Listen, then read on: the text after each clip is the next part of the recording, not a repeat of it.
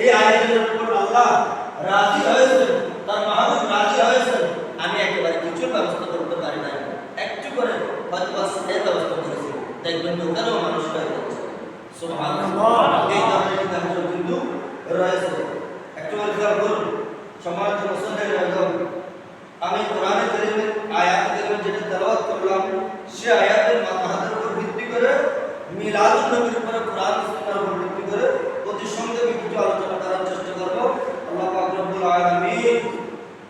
আমাদের আপনাদের সবাইকে বুঝার শোনার কারণ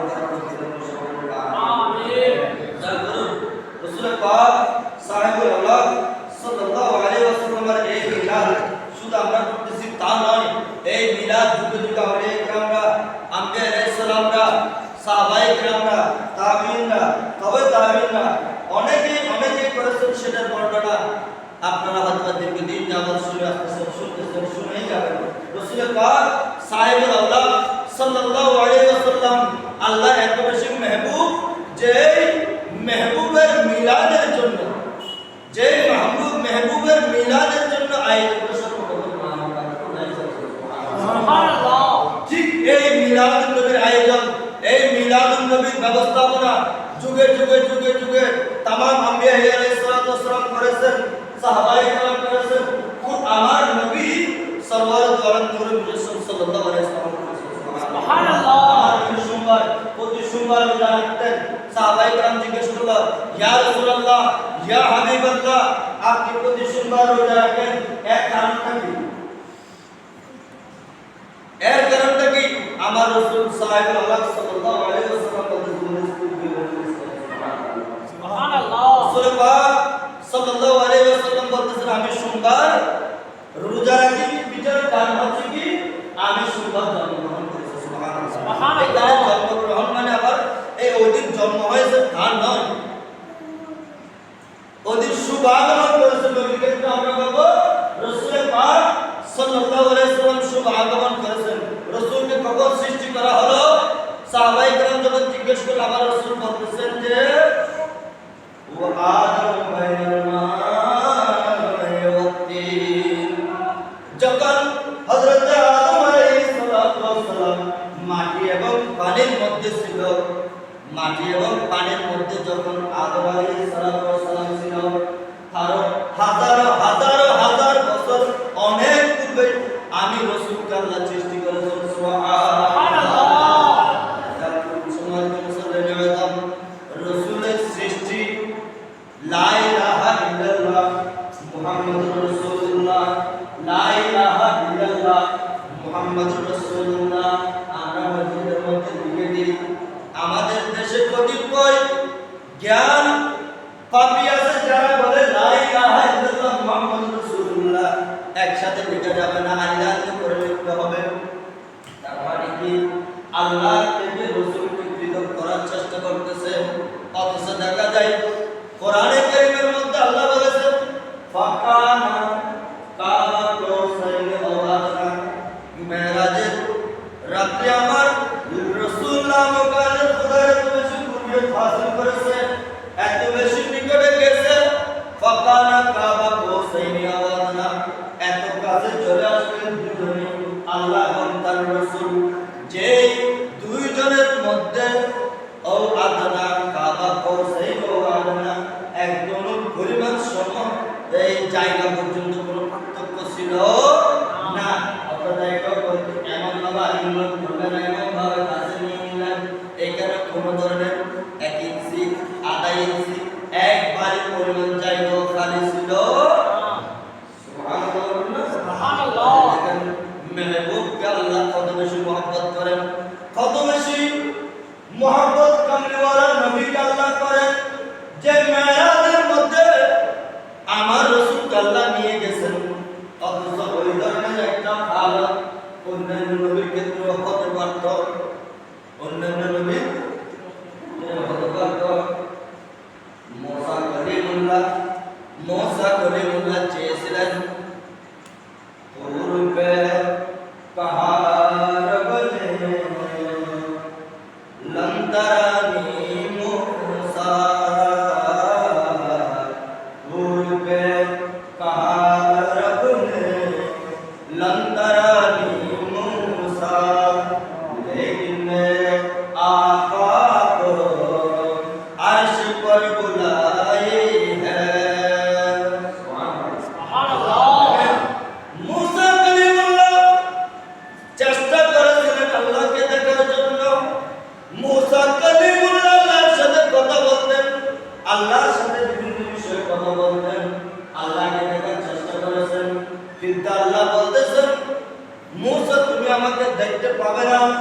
তোমার সাথে আমার দিদারের সম্ভাবনা কথা চলতে পারে, কিন্তু কামলিওয়ালা নবীর ক্ষেত্রে এসে বিষয়টা ভিন্ন হয়ে গেল।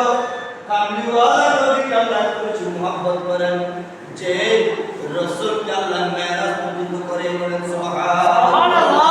সুরাজুর মধ্যে সীমাবদ্ধ নয়, প্যারা রাসূল সাল্লাল্লাহু আলাইহি ওয়াসাল্লামের ইয়াদগারে যদি কেউ করে, রাসূল পাক সাল্লাল্লাহু আলাইহি ওয়াসাল্লামের উপর যদি কেউ দরুদ পড়ে, সে সালাত সালাম আদায় করে। আল্লাহ প্যারা রাসূলের উপর আদায় করার কারণে আল্লাহর প্যারা রাসূল ঘোষণা দিচ্ছেন, মান সাল্লাল্লাহু আলাইহি সাল্লাল্লাহু আলাইহি ওয়াসাল্লাম, যে ব্যক্তি রাসূল পাক সাল্লাল্লাহু আলাইহি ওয়াসাল্লামের উপর একবার দরুদ পড়বে, আল্লাহ তার উপর দরুদ পড়বে, তার 10টা গুনাহ ক্ষমা করে দেবে, তার উপর 10টা রহম করবে, তার জন্য 10টা দরজা বন্ধ করে দেবে। এইভাবে এই রাসূল পাক সাহিবুল আওলাদ সাল্লাল্লাহু আলাইহি ওয়াসাল্লামের উপর দরুদ পড়া ফজিলতের উপর রাসূল হাদিসে ফজিলতের কথা বর্ণনা করা হয়েছে। পৃথিবীর বুকের মধ্যে আমরা সবাই রোজা রাখি, সামর্থ্যবান হলে হজ করি, সামর্থ্যবান হলে যাকাত দিই, আমরা নামাজ পড়ি, সমস্ত ইবাদতগুলোর ব্যাপারে আল্লাহ নির্দেশ আমাদেরকে দিয়েছেন। আকিমুস সালাত বলে আমাদেরকে নির্দেশ দিয়েছেন। হ্যাঁ, ওয়াতুল বাইতুল মুস্তাইল সাবিলা বলে ওদের নির্দেশ দিয়েছেন। ওয়াতাসুমুর রমাদান বলে রমজানের নির্দেশ দিয়েছেন। রমজান মাসে আমরা রোজা রাখি, নির্দিষ্ট সময়ে টাকা যদি যাকাত পরিমাণ যদি আমরা জমা রাখি, আমাদের উপর যাকাত খরচ হয়, আমরা যাকাত দিই। হজ খরচ হলে আমরা হজ করতে যাই। এই টোটাল সমস্ত ইবাদতগুলোর ব্যাপারে আমাদেরকে নির্দেশ দিয়েছেন আল্লাহ। কে দিয়েছেন? আল্লাহ। এই ইবাদতগুলো কে করে? আমরাই করি। এই ইবাদতগুলো কে করে? আরেকটু বড় করে বলুন। সমস্ত ইবাদতগুলো আল্লাহ নির্দেশ দিয়েছেন, আমরা পালন করি। উজর হিসেবে, প্রতিদান হিসেবে আল্লাহ আমাদেরকে জান্নাত দান করেন, আমরা জান্নাতের মধ্যে যাব। আপনারা জান্নাত দান করেন, জান্নাতের মধ্যে যাব। আচ্ছা, যে ইবাদত আল্লাহ নির্দেশ দিয়েছেন আমরা করি, আল্লাহ কিন্তু করেন। আল্লাহ নামাজ পড়ে না, আল্লাহ রোজা রাখে না, আল্লাহ যাকাত দেয় না, আল্লাহ হজ করে না। যে কাজ আল্লাহ করে না, আমাদেরকে করার জন্য নির্দেশ দিয়েছেন, আমরা করলে প্রতিদান কি? জান্নাত। আমাদের প্রতিদান কি? আমরা জান্নাতের মধ্যে যাব। জান্নাতের মধ্যে নাজ নিয়ামত বলবেন, মানে আমরা ভোগ করব, জান্নাত যাব। কিন্তু পৃথিবীর মুখের মধ্যে এমন একটি ইবাদত আছে, যে একটা ইবাদত লাল কারণে সুবহানাল্লাহ। আল্লাহ বলতেছেন, ইন্নাল্লাহ ওয়া মালাইকাতাহু ইউসাল্লুনা আলান নবী ইয়া আইয়ুহাল্লাযীনা আমানু সাল্লু আলাইহি ওয়া সাল্লিমু তাসলিমা। সামিদান সাল্লুন,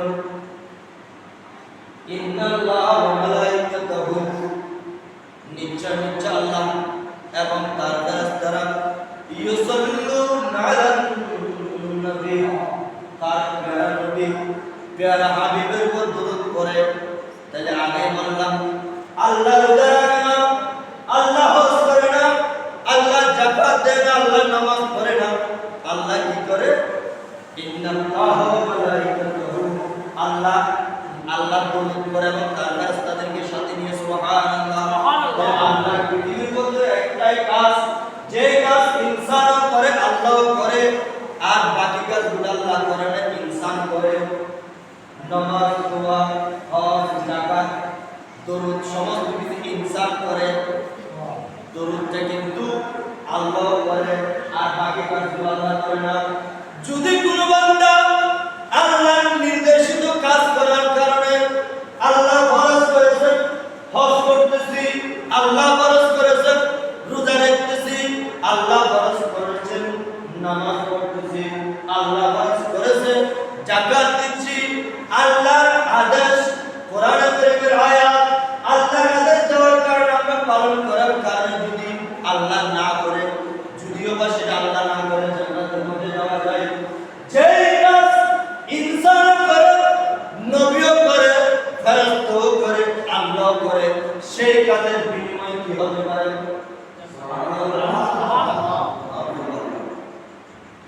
যদি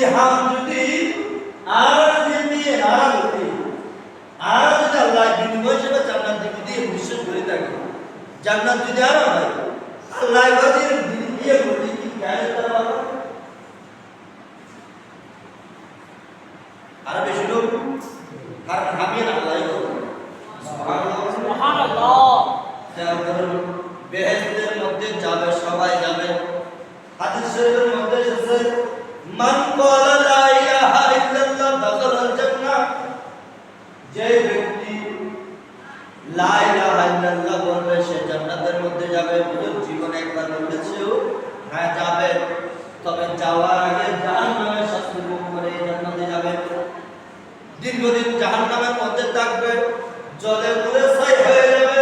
তারপর আল্লাহ রব্বুল আলামিন তার প্রিয় রাসূলকে মহব্বত করার কারণে, আওলিয়া কিরামকে মহব্বত করার কারণে, ইনাদের সুপারিশের বদৌলতে কিছু মানুষ জাহান্নাম থেকে শাস্তি ভোগ করে জান্নাতের মধ্যে যাবে। এখানে সুপারিশ করবেন আম্বিয়া আলাইহিস সালাম, এখানে সুপারিশ করবেন সিদ্দিকিন, সাহাবায়ে কেরাম, তাবিঈনরা, আউলিয়া কিরামরা সুপারিশ করবে। কি বলছিল আছে আলেমরা সুপারিশ করবে।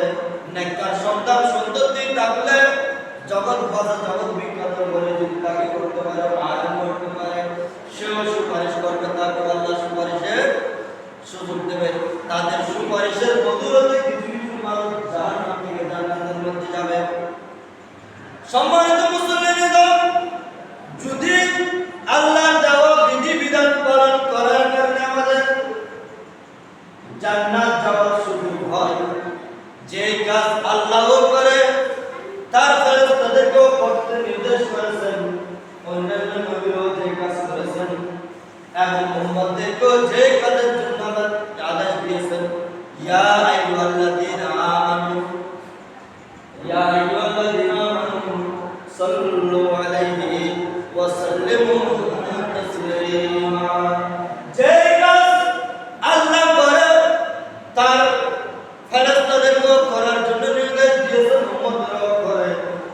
উম্মতের মধ্যে সবাই করে না। মিলাদুন নবী কেন করব? নবীর উপর সালাম কেন দিব? ইয়া নবী সালাম আলাইকা কি জন্য বলবো? রাসূলের উপর দরুদ শরীফ আমরা কি জন্য পড়ব? এই ধরনের কথা বলে এমন ব্যক্তি আমাদের দেশের মধ্যে আছে। তা আল্লাহ তো কোরআনের মধ্যে বলে দিয়েছেন, ইয়া আইয়ুহাল্লাযীনা আমানু, ওহে ঈমানদার বান্দা যারা ঈমান এনেছো, সাল্লু আলাইহি ওয়া সাল্লিমু তাসলিমা। তাহলে কোরআনের কারিমের এই আয়াত দ্বারা নির্ধারিত হয়ে গেল দরুদ শরীফ সবাই পড়বে না। রাসূল পাক সাহেবুল আওলাদ সাল্লাল্লাহু আলাইহি ওয়াসাল্লামের উপর দরুদ পড়া সকলের পক্ষে সম্ভব হবে না। শুধুমাত্র ওই সমস্ত ব্যক্তিরা দরুদ পড়বে যে সমস্ত ব্যক্তি রাসূল পাককে তার জানের চেয়ে বেশি মহব্বত করে। হাদিস শরীফের মধ্যে রাসূল পাক সাল্লাল্লাহু আলাইহি ওয়াসাল্লাম ইরশাদ করেছেন, লা ইউমিনু আহাদুকুম হাত্তা কুনা আহাব্বা ইলাইহি মিন ওয়ালাদিহি ওয়া ওয়ালাদিহি ওয়ান নাস আজমাইন। তোমাদের মধ্যে ওই সমস্ত ব্যক্তি ততক্ষণ পর্যন্ত ঈমানদার হতে পারবে না যতক্ষণ পর্যন্ত তার কাছে তার দুনিয়াবি ধন সম্পদ, মা বাবা, শ্বশুর শাশুড়ি, পাড়া প্রতিবেশী, সন্তান সন্ততি সমস্ত কিছুর চেয়ে আমি রাসূলের মহব্বত বেশি হবে না, ততক্ষণ পর্যন্ত সে ঈমানদার হতে পারবে না।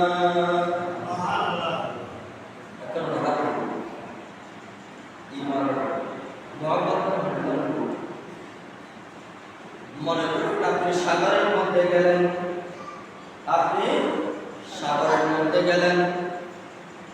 সাগরের মধ্যে কোনো কারণে দুর্ঘটনা হয়েছেন, লাইফ জ্যাকেট আছে মনে করেন 2টা 3টা 5টা 1টা 2টা যাই আপনি গেছেন আপনার পুরো পরিবার নিয়ে 20 জন 30 জন। হঠাৎ যদি কোনো দুর্ঘটনা হয়ে যায়, লাইফ জ্যাকেট কয়জন করবেন? আসলে বলে আপনাদের পরিবারের সদস্য 10 জন দেবেও স্মরণ সম্ভব না, বাকি করতে আপনার মহব্বত আপনাকে আর কিছুই করতে দিচ্ছে না, নিজেকে আগে বাঁচতে হবে, আগে নিজের লাইফ জ্যাকেট কথাটা কি বুঝতে আছে? ওই সময় কেউ কারো দিকে তাকাবে না, বরঞ্চ যেই ফার্স্টটা লাইফ জ্যাকেট আছে ওগুলো নিজে নেওয়ার জন্য নিজের জন্য চেষ্টা করবে, ঠিক না? প্রত্যেক ব্যক্তির ক্ষেত্রে এই জিনিসটা হয়ে থাকে। আচ্ছা বাদ ভালো হারলে বড় বড় লাইফ জ্যাকেট তাহলে কি ব্যাখ্যা করবে? বহুত অনেক করে হতে পারে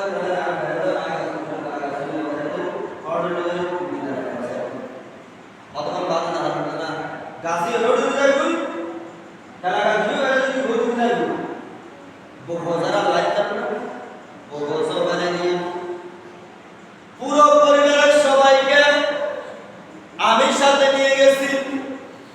আমার জানের মহব্বতের কারণে আমার পরিবার পরিজন একে একে সবাইকে আমি সাগরের মধ্যে ভাসিয়ে দিয়েছি। রাসূল পাকের মহব্বত সেটা এমন হতে হবে যে ওই অবস্থায় যদি আপনার জান চলে যায় আপনি জান দিয়ে দেবেন, তারপর রাসূলের মহব্বত আপনি ত্যাগ করতে পারবেন না। সাহাবায়ে কেরামের মধ্যে কিছু সাহাবা আছে যাদের গায়ের চামড়া, যাদের শরীরের চামড়া গোশত হাড্ডি থেকে পৃথক করে একবার উত্তপ্ত মরুভূমির বালির মধ্যে ছেড়ে দেওয়া হয়েছে, বালির মধ্যে তাকে হামাগুড়ি দেওয়ার জন্য বাধ্য করছে, এমনকি তার গায়ের চামড়া তুলে দেওয়ার পরিমাণে লবণ দিয়েছে। মোহাম্মদের নামে ভুলিল মোহাম্মদের নামে কিন্তু সাহাবায়ে কেরামের মহব্বত দেখেন, সাহাবায়ে কেরাম রাসূল পাকের আদর্শে এত বেশি আদর্শিত হয়েছে যে সবাই একটা কথা বলতো, কোনো কিছু আমার রাসূল নির্দেশ করলে জিজ্ঞেস করলে কোনো কিছু চাইলে ওরা আগে একটা কথা বলতো, ফিদা সাহাবি ওয়া উম্মি ইয়া রাসূলুল্লাহ ইয়া রাসূলুল্লাহ ইয়া হাবিবাল্লাহ, আপনার পদকের মধ্যে আমার মা বাবার জান সুবহানাল্লাহ। আর সাহাবায়ে কেরামের আদর্শ ছিল যে আগে বলতো ইয়া রাসূলুল্লাহ, মাথা নিচে রুকু অনেক কথা বলে আল্লাহ বলে কোনো কিছু জিজ্ঞেস করলে সহযোগিতা দিতেন না। আমার রাসূল যখন কোনো প্রশ্ন করতেন সাহাবায়ে কেরাম উত্তর দিতেন না। সাহাবায়ে কেরামের আদব দেখেন, সাহাবায়ে কেরাম বলতো যে আল্লাহু ওয়া রাসূলুহু আ'লাম, আল্লাহু ওয়া রাসূলুহু আ'লাম। ইয়া রাসূলুল্লাহ, যে বিষয়ে আপনি জিজ্ঞেস করতেছেন সেই বিষয়ে আল্লাহ তার রাসূল বলেন সুবহানাল্লাহ। সাহাবায়ে কেরামের আদর্শ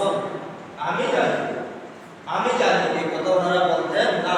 ফখর তাদের কাছে ছিল না, অহংকার গৌরব যশ খ্যাতি কোনো কিছু তাদের কাছে ছিল না, বরঞ্চ তারা যত কিছুই ছিল, যত ধরনের তালিমপ্রাপ্ত হুকুমত একেবারে সমাজের নেতা গোছের মানুষ হলেও তারাও আমার রাসূলের দরবারে শুনতেন ইয়া রাসূলুল্লাহ সুবহানাল্লাহ।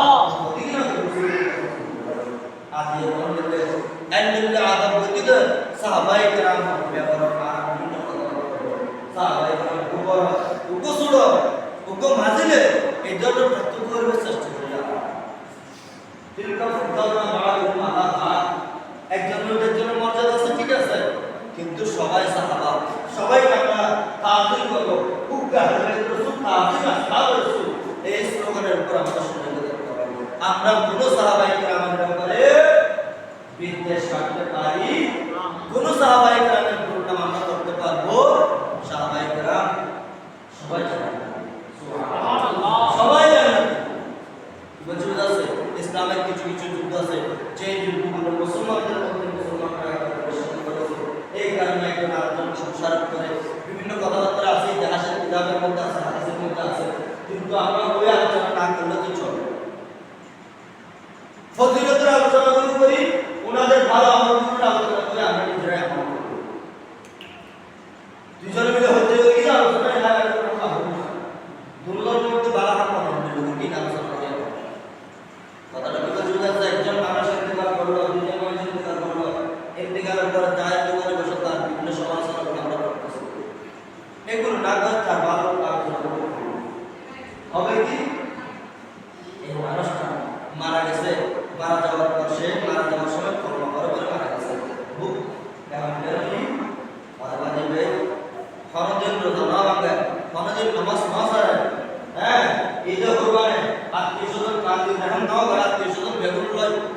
একটু বেগুনো সাইজে একটু বেগুনো মাঝে তো ফাতর আমার মসজিদ করে নাই একটু রোজা একটু হ্যাঁ রমজান মাস আলি কোরবান আলি দুগুলো দাঁত কিন্তু এই যদি আমরা করি সেখান থেকে আমাদের নিজের জীবনের জন্য কিছু বাতিও হবে তাহলে প্রশ্ন হলো ওই মানুষের যুগটা ভালো ছিল ওই মানুষের আদর্শ ভালো ছিল ওই মানুষের আখলাক ভালো ছিল ওই মানুষ একে অপরকে মহব্বত করার ক্ষেত্রে কোনো ধরনের কার্যকর করে নাই ধনী গরিব সবাইকে সমান মহব্বত করতো সে আউলিয়া বুজুর্গদেরকে মানতো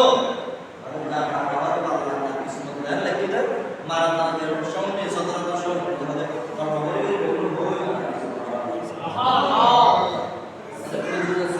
সাহাবায়ে কেরাম খেয়াল করুন মুহাব্বতের কথা বললাম রাসূলের মুহাব্বত এই মুহাব্বতকে তিনটা ভাগ করা হয়েছে মুহাব্বতে ঈমানি মুহাব্বতে তবি মুহাব্বতে আকলি মুহাব্বতে ঈমানি একদম পর্যন্ত যেটা বললাম সমস্ত কিছুর মহব্বত এই বিষয়গুলো আপনার মৃত্যু নিশ্চিত আপনি সবাইকে ছেড়ে দিয়েছেন আপনি নিজেও মারা যেতে পারেন এই আপনার এত কিছুর ভয়কে ত্যাগ করে যত ধরনের মুসিবত আসুক সমস্ত মুসিবত গুলোকে কবুল করে রাসূলের মহব্বত যদি বেশি দেখাইতে পারেন নাই আপনি ইমানদার হতে পারবেন আচ্ছা গেল কারবালায় মুআররাকার মধ্যে ইমামে আলী মাকাম ইমাম হুসাইন আলাইহিস সালাতু ওয়াস সালাম কত বেশি নির্যাতিত হয়েছেন কত বেশি আক্রমণের শিকার হয়েছেন কত বেশি জুলুম নির্যাতন ইমামে আলী মাকামের পরিবার পরিজন মুহিব্বিনদের উপর করা হয়েছে ইমামে আলী মাকাম ইমামে হুসাইন আলাইহিস সালাতু ওয়াস সালাম একজন করে সমস্ত অপরাধকে নানান রাসূলের করিম সাল্লাল্লাহু আলাইহি ওয়াসাল্লামের দ্বীনের জন্য শাহাদাতের পেয়ালা বরণ করে দিলেন সবাইকে ত্যাগ দিয়ে দিলেন না আমার নানা জানের দ্বীনকে আমার নানা জানের দ্বীনকে জিন্দা করতে হবে আমার নানা জানের দ্বীনকে রক্ষা করতে হবে আমি এজিদ গোষ্ঠীর সাথে আপোষ করতে পারি না আমি জান দিতে পারি শেষ তক ইমামে আলী মাকাম ইমামে হুসাইন আলাইহিস সালাতু ওয়াস সালাম নিজের জান কুরবান দিয়ে দিলেন সুবহানাল্লাহ সাইদা আপোষ করলে ওনাকে হুকুমত দেওয়া হতো ওনাকে পুত্রের নেতা হিসেবে বিভিন্ন প্রলোভন দেওয়া হতো নেতা হিসেবে স্বীকৃতি দেওয়া হতো আমার কাছে এগুলো কোনো কিছু দরকার নাই আমার কাছে নানা দ্বীন ইসলামের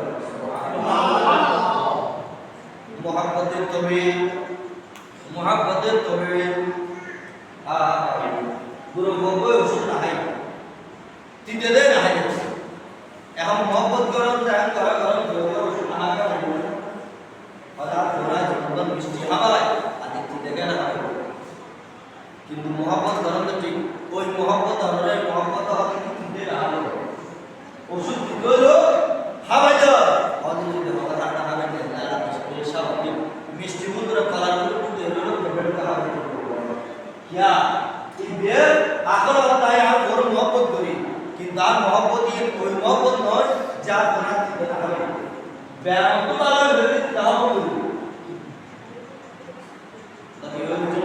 সুতরাং আমার এই পৃথিবীর সমস্ত मोहब्बत সমস্ত ভালোবাসা সমস্ত কিছু সন্তান সন্ততির সমস্ত কিছু ভালোবাসা আমি ত্যাগ দিতে পারি কিন্তু নবী মুস্তাফার মহব্বত আমি ত্যাগ দিতে পারি আমি নবীর মহব্বতকে আমি কখনো ছাড়তে পারি মহব্বত যদি নবীর প্রতি না থাকে নবীর মহব্বতের মধ্যে যদি কোনো ধরনের গরমিল হয়ে যায় নবীকে যদি আমরা মহব্বত করার মতো যদি না করি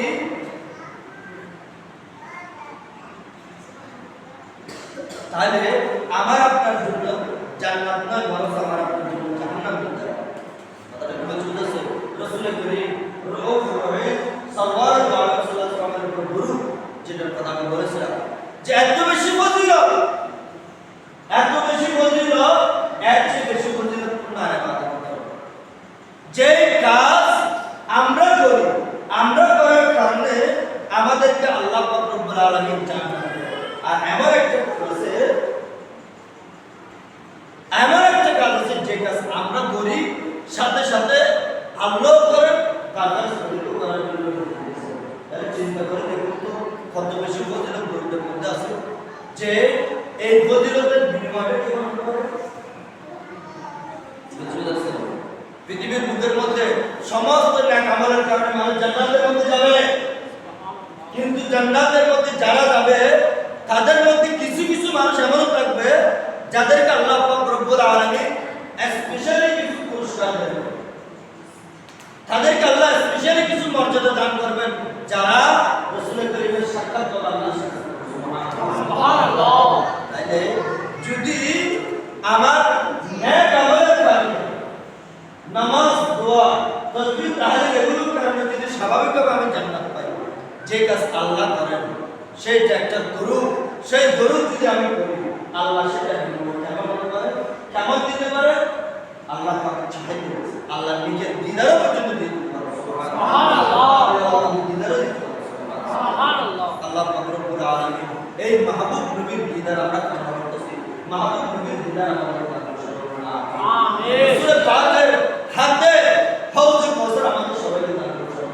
আমিন। জামে কাউসার পিলা দে ইয়া রাসূলুল্লাহ, জামে কাউসার পিলা দে ইয়া রাসূলুল্লাহ, মুঝে চেরায় अनवर दिखा दो या रसूलल्लाह, मुझे चेहराए अनवर दिखा दो या रसूलल्लाह, सरापा मैं गुनाहगार हो या रसूलल्लाह, सरापा मैं गुनाहगार हो या रसूलल्लाह,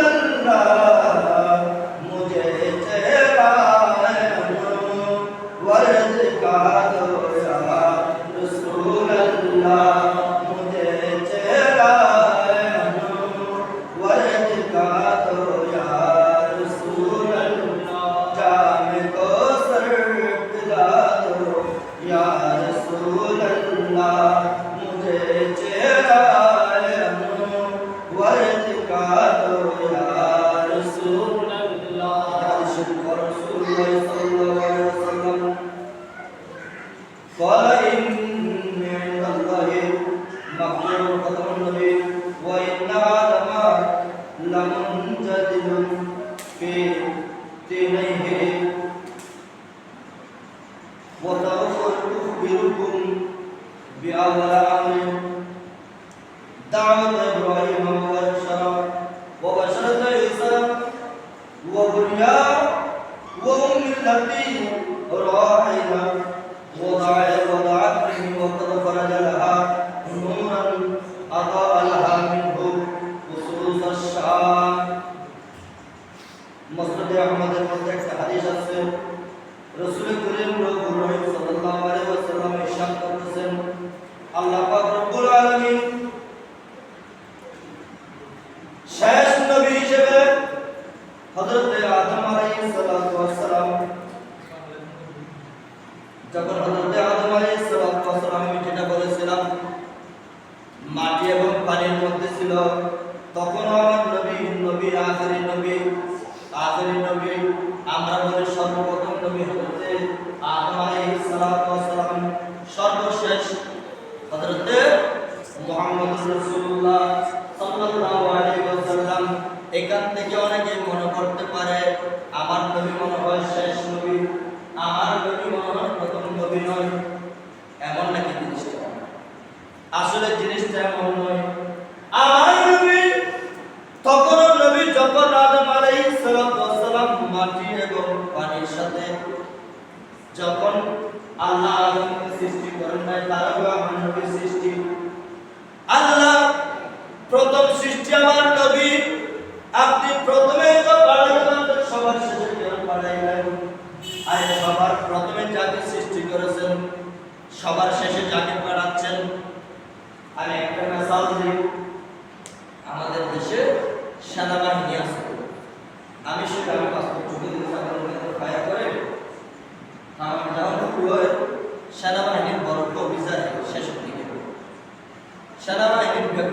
যেটু ব্যাকরণ গাড়ি যেটু প্রধান জীবের গাড়ি বুঝে দিতে এবার গাড়ি হতে যায় একেবারে শেষ দিকে যায় এবার ব্যাকরণ লাস্ট হতে যায় কি হয়ে যদি বাবু একটা না বেলে বুঝি অতিথি দর্শন বিশেষ অতিথি প্রধান বিভিন্ন ধরনের দর্শন প্রধান অতিথি জীবে একেবারে মাহফিলের মূল জীবে ব্যাকরণ মাহফিলের একেবারে বর্তমান শিরোমণি জীবে ব্যাকরণ লাস্ট সুবহানাল্লাহ জীবে ব্যাকরণ লাস্ট সব অবধি অনেক কিয়া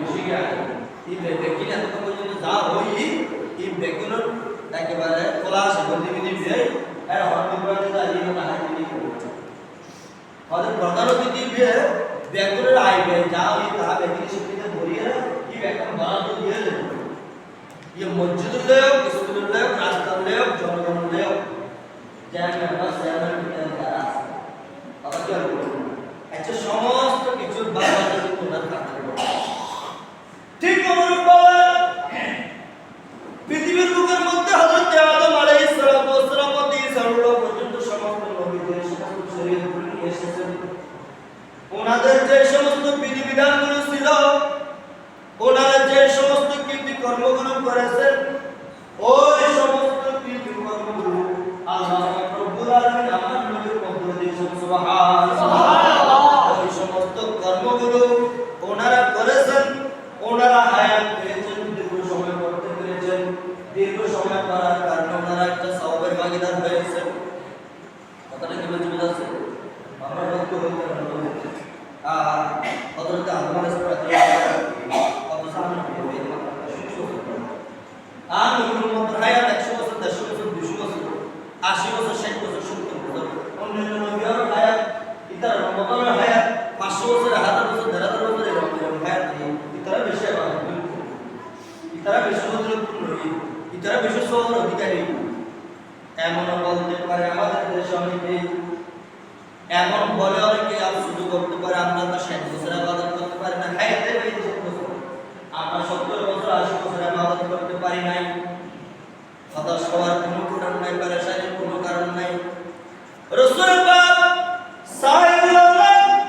সাল্লাল্লাহু আলাইহি ওয়াসাল্লামের উম্মতকে আল্লাহ এত বেশি সম্মানিত করেছেন এত বেশি মর্যাদা দিয়েছেন যে অন্যান্য নবীর উম্মতেরা 200 বছর 300 বছর ইবাদত করার কারণে যে সওয়াবের ভাগীদার হয়েছে আমার নবীর উম্মতেরা এক রাতের ইবাদত করে দরবেশ সওয়াব হয়েছে সুবহানাল্লাহ ইন্না আরসালনাহু ফি লাইলাতুল ওয়া মা আদরাকা মা লাইলাতুল কদর খায়রুম মিন আলফি শাহর তানাজ্জালুল মালায়েকাতু ওয়ার রূহু ফিহা বিইذن রাব্বিহিম মিন কুল্লি সালামুন হিয়া হাত্তা মাতলাইল ফাদসুরুল হুদুরি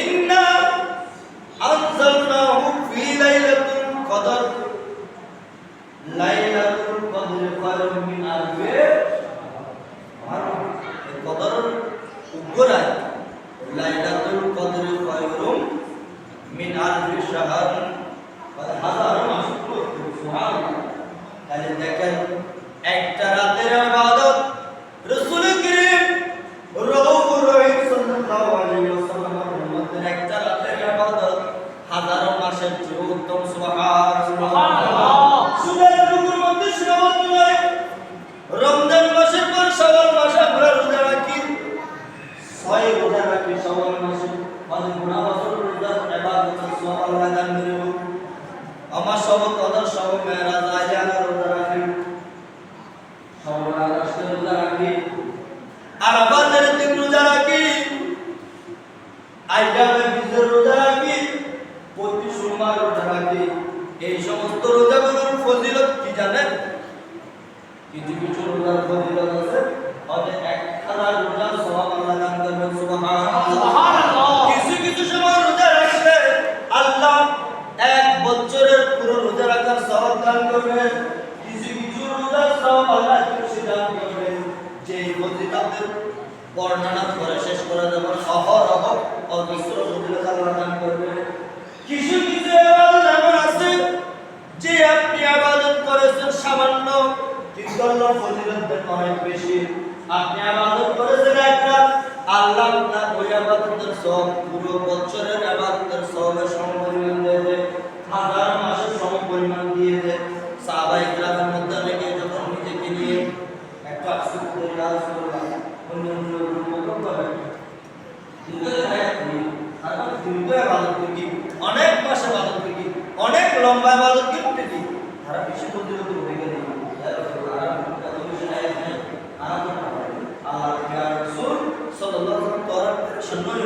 তোরা চিন্তিত নয়, তোর আল্লাহ আল্লাহ এমন এমন কিছু রাত আল্লাহর একটি, এমন এমন কিছু দিন আল্লাহর একটি, যে রাত তোরা ইবাদত, যে দিনের ইবাদত হাজার মাস চলে সুবহানাল্লাহ। ওই ধরনের সময়, ওই ধরনের ইবাদত, ওই ধরনের রোজা অন্য মানুষের আল্লাহ সুবহানাল্লাহ। কিছু কিছু ক্ষেত্রে আমরা নফল রোজা, যেমন আমরা বাইরে রোজা করব জানা কথাটা কি বুঝতেছে, 10 মুহররম বলে আমরা রোজা রেখেছি। ইহুদি রাসূল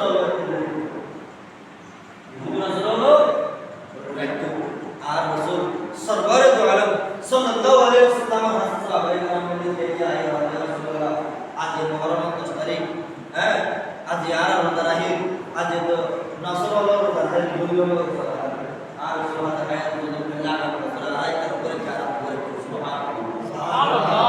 খালফাল ইহুদ ওয়ান নাসারা, খালফাল ইহুদ ওয়ান নাসারা, ইহুদ এবং নাসারার বিরুদ্ধে যেটা ইহুদি এবং নাসারারা করে আমরা মুসলমানরাও করি, কিন্তু এটা আপনার ইহুদি নাসারার বিপরীত হওয়ার জন্য একটা সুবহানাল্লাহ। রাসূল সরওয়ারে দো আলম সাল্লাল্লাহু আলাইহি ওয়াসাল্লাম আমাদের বিশেষ শিক্ষা দিয়েছেন যে আমরা কোনো কাজ যেন ইহুদি নাসারার সদৃশ না হয়, না হয় বা এই অনুষ্ঠান মধ্যে বিভিন্ন আনুষ্ঠানিক কৃষ্টি কালচার কোরআন হাদিসের মধ্যে সমর্থন করে, কোরআন এবং হাদিসের মধ্যে আছে, কিন্তু আমরা করি না। আমাদের বাড়িতে মহাদেশের মুসলমানরা করে না, কারণ কি হযরত আব্দুল করিম নওয়াজের বদৌলতে, তামাম আউলিয়া কেরামের বদৌলতে আমাদের এই পাক ভারত উপমহাদেশের মধ্যে দেখা যাচ্ছে যে এই কৃষ্টি কালচারগুলো যদিও বা হাদিসের মধ্যে আছে, কিন্তু এগুলো এই হিন্দুরা করে, এরা এদের ধর্মীয় উৎসব হিসেবে পালন করে। সুতরাং আমরা জানি না যখন কোরআন হাদিস জাহান নবী ওই কারণে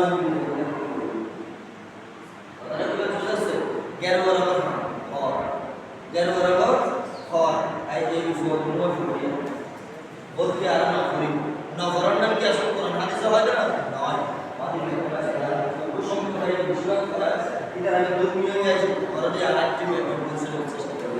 নয় তো ওটা না যায় তেমন নয়। কথাটা কি বলতে যাচ্ছে, রাসূল পাক সাল্লাল্লাহু আলাইহি ওয়াসাল্লামের উম্মত হিসেবে 12 রবিউল আউয়াল উপলক্ষে আমরা রোজা রাখি, 12 রবিউল আউয়াল উপলক্ষে আমরা শরবত খাওয়াই, 12 রবিউল আউয়াল উপলক্ষে করে 10 মুহররম উপলক্ষে করে সমবেলা মেরাজ মাগরিব উপলক্ষে করে কিছু খানা পিনার ব্যবস্থা করি, শরবতের ব্যবস্থা করি, গরিব দুঃখীদেরকে দান সদকা করার ব্যবস্থা করি। আমার রাসূল সাল্লাল্লাহু আলাইহি ওয়াসাল্লাম বলেছেন এগুলো সবগুলো পুণ্যের কাজ, এগুলো কখনো অপুণ্যের কাজ হতে পারে না। এগুলোর বিনিময় হচ্ছে আল্লাহ আমাদেরকে ওই যে জান্নাত দান করবে, এগুলোর বিনিময়ে আমাদেরকে এমন বেশি মর্যাদাশীল করবে। হতে পারে যে মাহবুব নবীর মিলাদুন নবীর আয়োজন, মাহবুব নবী খুশি হয় আমাদেরকে দিদার দিয়ে দিবেন সুবহানাল্লাহ। চাইছি সেটাই যে ইয়া রাসূলুল্লাহ ইয়া হাবিবাল্লাহ জীবন ভর আপনার ইয়াদারি করলাম, জীবন ভর আপনার সালাকানি করলাম, জীবন ভর ইয়া নবী সালাম আলাইকা বললাম, জীবন ভর আপনার পর নামে মুস্তাফা বললাম, জীবন ভর আপনার পর দরুদ পড়লাম।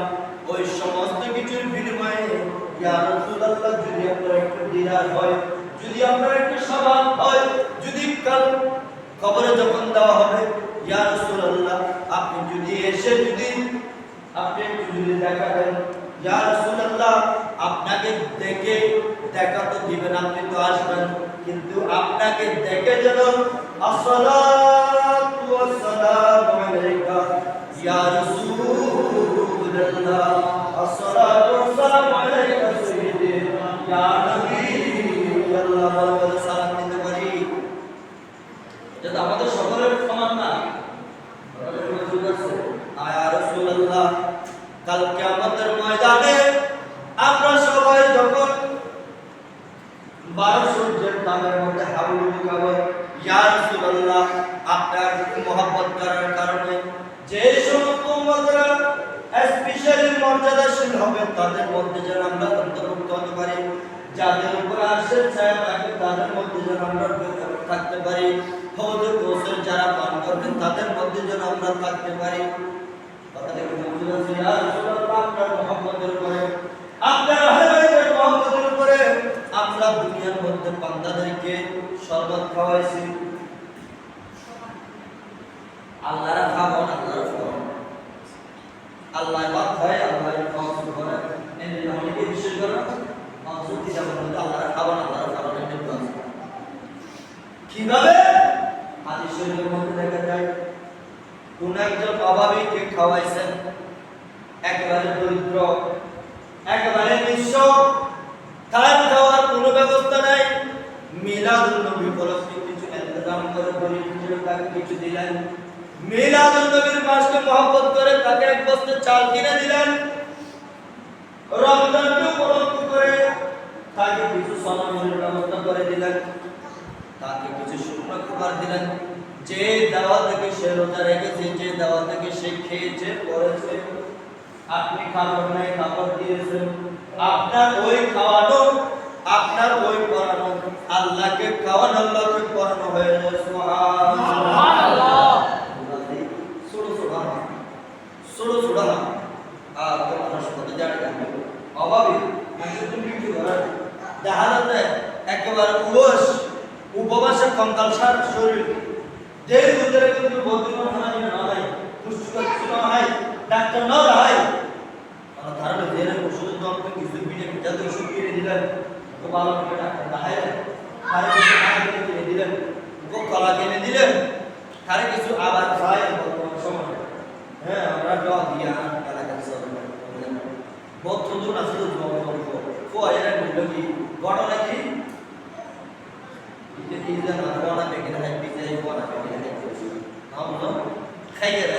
শরাব, মদ, গাঁজা, ট্যাবলেট, হ্যাঁ এই ইত্যাদি নাপাক যে সমস্ত জিনিসগুলো হারাম, ওই সমস্ত গুলো খেয়ে সে নিজেকে বরবাদ করে ফেলছে। একেবারে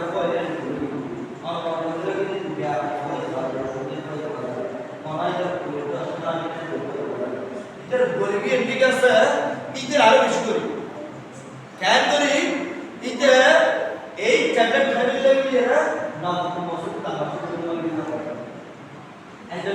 আসতে ছোট দিকে কথা বলে কি বুঝছেন না? যদি এন্ডেলে মানুষ শুনতেছে আমাদের সেনা হোক, আমাদের মায়া মমতাটা হবে কি তাকে আমরা পুরো শুরু করার চেষ্টা করবো যে বাস্তব এটা শুরু করিও না, মত ইসলামের মধ্যে হারাম, শরাব যেগুলো তুমি খাও এগুলো ইসলামের মধ্যে হারাম, এগুলো খাওয়া যাবে না। সুদ ইসলামের মধ্যে হারাম, ঘুষ ইসলামের মধ্যে হারাম। ইসলামের মধ্যে এই সমস্ত বিষয়গুলোর ব্যাপারে আল্লাহ পাক রব্বুল আলামিন কোরআনের আয়াত দিয়ে নিষেধ আছে, হাদিসের মাধ্যমে ঢাকার মাধ্যমে এগুলো নিষেধ আছে, এগুলোর কঠিন শাস্তি আছে। তুমি এই কাজগুলো করিও না। তুমি যদি এগুলো থেকে ফিরে আসো, আমি তোমার জন্য সুন্দর একটা ব্যবস্থা করে দেবো। তোমাকে একটা ব্যবসার মধ্যে আমি সহযোগিতা করবো, 5,000 টাকা দেবো, 2,000 টাকা দেবো, তুমি সুন্দর একটা ব্যবসা করো, হালাল রুজি রোজগার করো, খেত কামার করো, অথবা বর্তমান সময়ের মধ্যে সিএনজি, অটো রিক্সা এগুলো চালিয়ে এগুলো থেকে ইনকাম করে তোমার পরিবার পরিজন, তোমার আত্মীয় স্বজন এদের প্রত্যেকের যার হুকুকুল ওয়ালিদাইন, হুকুকুল যার, হুকুকুল ওয়ালিদাইন, হুকুকুল যার, পরিবারের হক, মা বাবার হক, আত্মীয় স্বজনের হক, যার যে হক আছে তত তুমি দিতে পারবে। চলার আমাদের এলাকার মধ্যে সেটা বলে একটা পরিস্থিতি আমার দেখা এক সময় খারাপ ছিল, যখন অস্থায় দিচ্ছে সরকার যখন সরকার যখন অস্থায় দিচ্ছে সে আসলে একটা বিক্রি করে, আলহামদুলিল্লাহ সে পরিশুদ্ধ হয়ে ফিরে আসছে, এখন তার কোনো ভয় নাই, সে এখন রিক্সা চালায়, সে এখন সুশান্তিতে চলতেছে। এলাকায় যদি কখনো এই ধরনের পরিস্থিতি সৃষ্টি হয়, এলাকার যুবকরা মুরব্বীরা সবাই মিলে সচেতন হোক। আলা কুল্লুকুম রাইন ওয়া কুল্লুকুম মাসউলা। আজকে আমি আপনি আবারও করতেছি, কিন্তু কালকে আমাকে আপনাকে সবাইকে আল্লাহর দরবারে জবাব দিতে হবে। আল্লাহর দরবারে নামাজের জন্য জবাব দিতে হবে, রোজার জন্য জবাব দিতে হবে, সন্তানকে ইসলামী শিক্ষায় শিক্ষিত করতে পারেন নাই, আল্লাহকে জবাব দিতে হবে। নামাজের জন্য আমাকে জবাব দিতে হবে। তাকে নামাজ পড়ার জন্য উৎসাহিত করুন। হাদিস শরীফের মধ্যে দেখা যাচ্ছে 7 বছর বয়স থেকে সন্তানকে নামাজের জন্য উৎসাহিত করা হয়েছে। হাদিস শরীফের মধ্যে দেখা যায় 10 বছর থেকে সন্তান যদি নামাজ না পড়ে তাকে প্রহার করতে বলা হয়েছে। কথাটা কি বুঝতে যাচ্ছে? আলা কুল্লুকুম রাইন ওয়া কুল্লুকুম মাসউলা।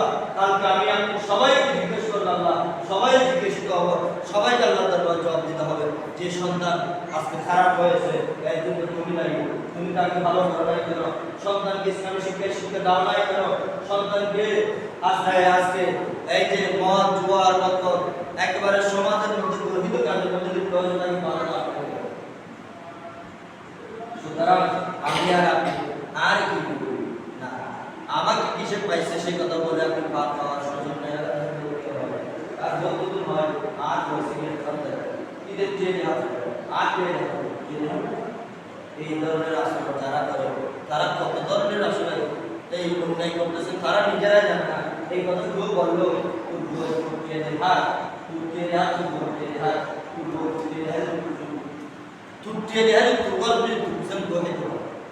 रास्ता में जो है स्कूल कॉलेज मस्जिद भाषा वो है दो हाथ दर्जन है दर्जन खराब है तो वो टैबलेट क्रिकेट के हाथ है दो अंखार फोटो खार आर खार का तार बाजार था तो वो के है वो लोग की बात तो वो हाथ दिया ले दिया खुदा दो आए बस में आंसर तो दूसरा सुना और आए के शायद अल्लाह এই বাবা যখন একজনের সাথে সলাপ পরামর্শ করবেন, এক অপরকে যখন ইসলামী হুকুম আহকামের মধ্যে দাওয়াত দিয়ে বুঝাবেন, আপনি নিজে কিছু জানেন না, নিজে কিছু বুঝেন না, ঠিক আছে অসুবিধা নেই, আইকার এটা কাটিয়ে বলতে বলুন ইদার বই এই মুরগুলো বই অবাধ্য কি মা বাবার অবাধ্য কি এতে এত কথা না কারণ ধারণা তারা এটা আমাদের মদর অপকারিতা কি এই আমি একটা ঠেলি খেয়াল এর অপকারিতা কি আজ পরশু মোবাইল ফেসবুক দেখি আর ডাকা সব দেখতে হবে হাইয়ার কেন আল্লাহ জানে ঈদের নিজের ফ্যামিলি হারিয়ে নিজের গলা নিজে হারিয়ে দিই তারা তো আপনি নিজে ভাই কিনে দেন গলায় লেগে করে ঠান্ডা শুরু করে রাস্তার বেগে ঈদের 3-4 জন ভাগ করে দিল তখন যদি না লাভ করে চিন্তা করেন নেশাগ্রস্ত হয়ে নিজের শরীর নিজের পেট বাড়াও আপনি বাইরে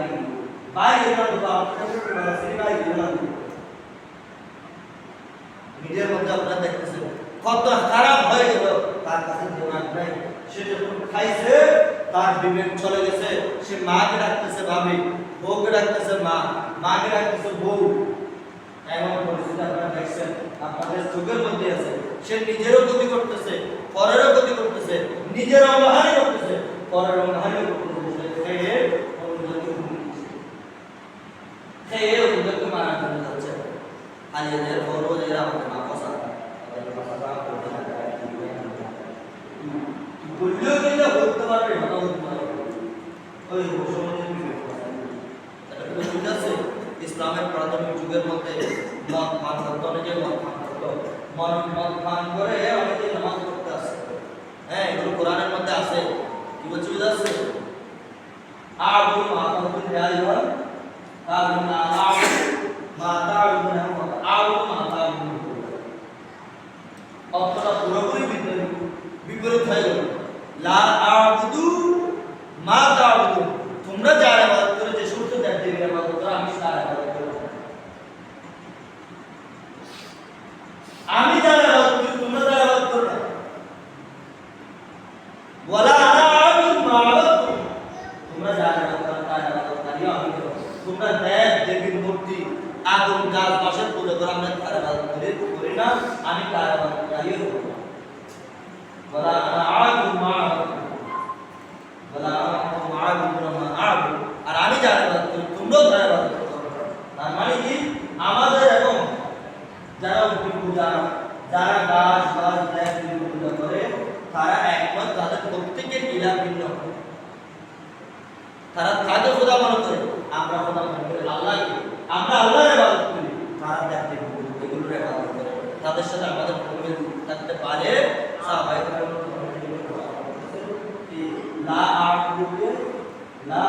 আবুদু আমি ইবাদত করি না মা তাবুদু তোমরা জানো এটা আবুদু মা তাবুদু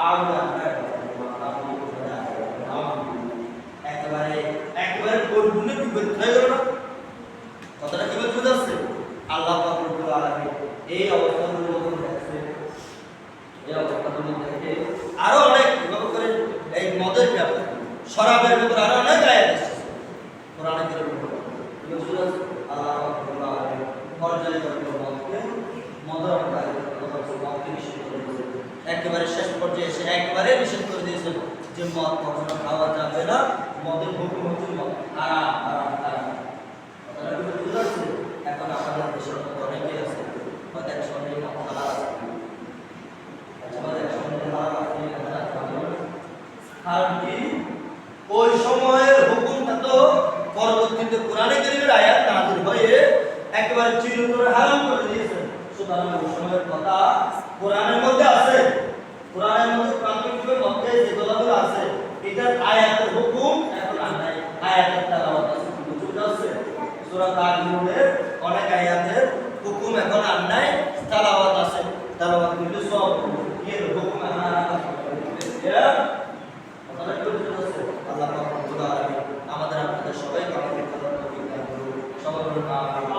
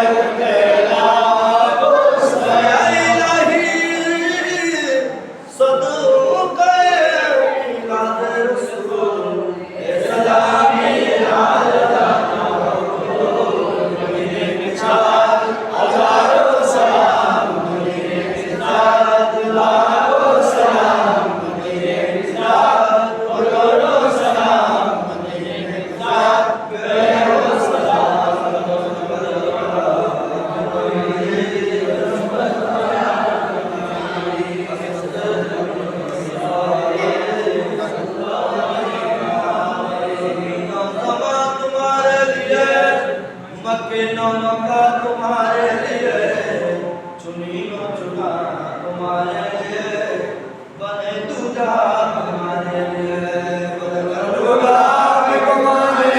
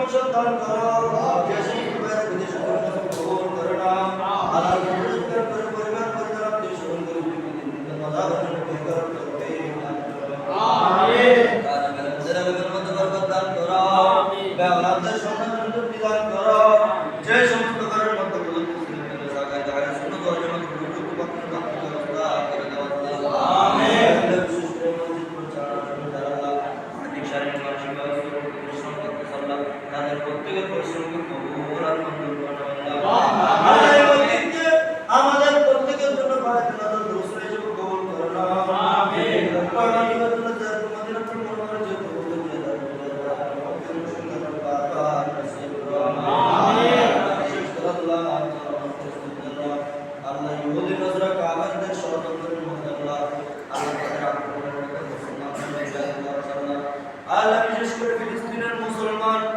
সহজ